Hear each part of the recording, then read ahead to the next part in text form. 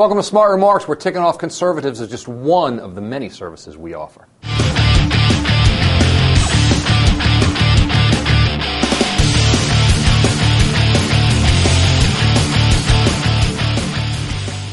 So in an interview broadcast on Fox News last week, Bristol Palin, the daughter of former Republican vice presidential candidate Sarah Palin. Our next-door neighbors are foreign countries. They're in the state that I am the executive of. Talked about teens and sex and pregnancy and her young son Trip, now almost 2 months old.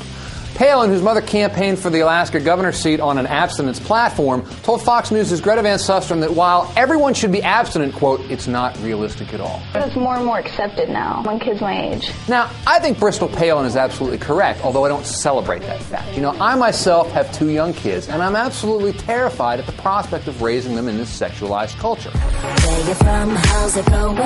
And so when the time comes, I absolutely plan on telling them that abstinence is the only surefire way to avoid pregnancies and STDs. I will tell my own kids that if you want to avoid troubles, you need to avoid sex, because that is the truth.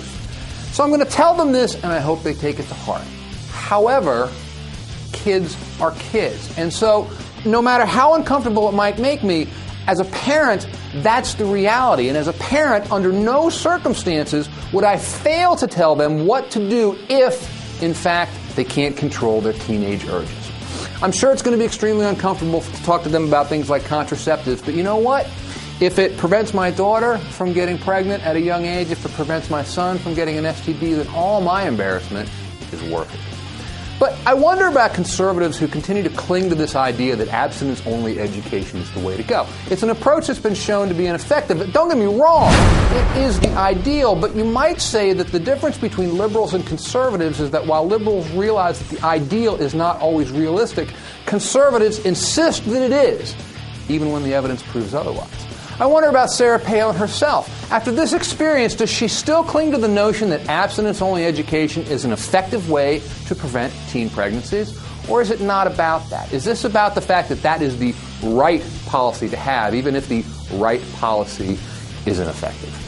As for Bristol Palin herself, she's a brave girl, and I wish her well. But I hope people, including her own mother, listen when she says that abstinence is unrealistic. We shouldn't be basing policy on wishful thinking. We've had too many years of doing exactly that.